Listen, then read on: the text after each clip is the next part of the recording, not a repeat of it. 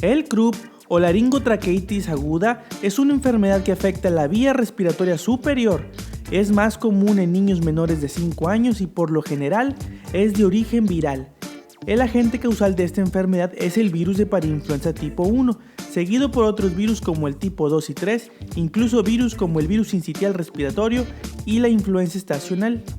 El término croup viene de la combinación de la palabra anglosajona rub y del escocés copran, que significa llorar fuerte o ronco. Su cuadro se acompaña de una tríada clásica. 1. Tos metálica, coloquialmente conocida como de foca o de perro. 2. Disfonía con cambio de tono de voz a más grave.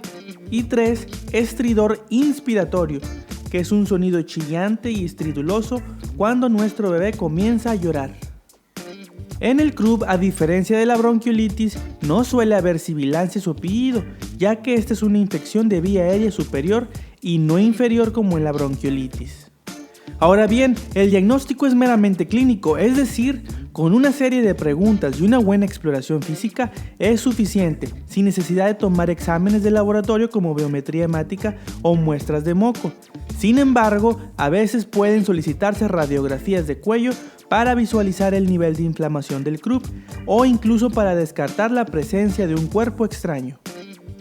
Ahora, ¿cuándo debo acudir al médico o área de urgencias? 1. Si nuestro bebé respira muy rápido y presenta hundimiento de las costillas al respirar. 2. Si vemos que hay cianosis o coloración azulada de su boca.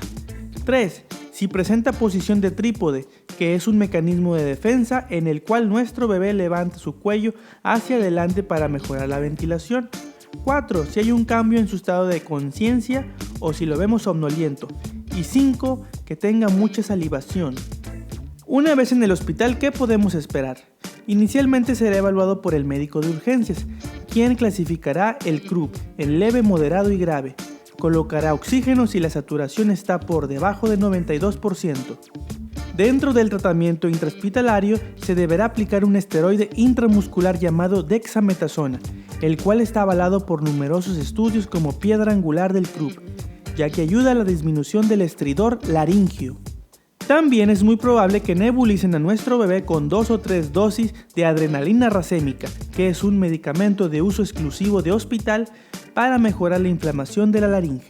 Ahora bien, una vez egresado nuestro paciente, se debe continuar nebulizándolo con un esteroide llamado budesonida cada 8 horas, por lo general de 2 a 3 días. Así como el manejo de la fiebre y dolor con algún antipirético comercial a razón necesaria para mejorar el confort de nuestro bebé, así como seguir las medidas de hidratación en domicilio. Es muy importante recalcar a los papis que no debemos dar medicamentos para la tos porque no hay evidencia científica que lo sustenten. No debemos de dar antibiótico, ya que el origen de la infección es meramente viral.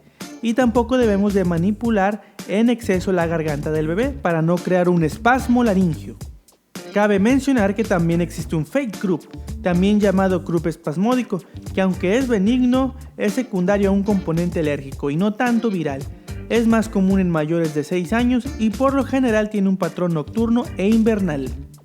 En conclusión, el croup, como enfermedad pediátrica respiratoria, cuenta con un pronóstico favorable y evolución benigna. Solo el 1% ocupa hospitalización, sus síntomas suelen desaparecer de 3 a 7 días y por lo general no deja secuelas o complicaciones. Y aunque el manejo en su mayoría es en domicilio, es importante saber reconocer los datos de alarma para poder acudir al área de urgencias. Espero que te haya gustado mi video. Si tienes alguna duda o pregunta, te leo en la caja de comentarios de abajo. Y si te gusta mi canal, suscríbete para seguir subiendo más videos y más información. Sin más ni más, yo soy Dr. B y nos vemos hasta la próxima.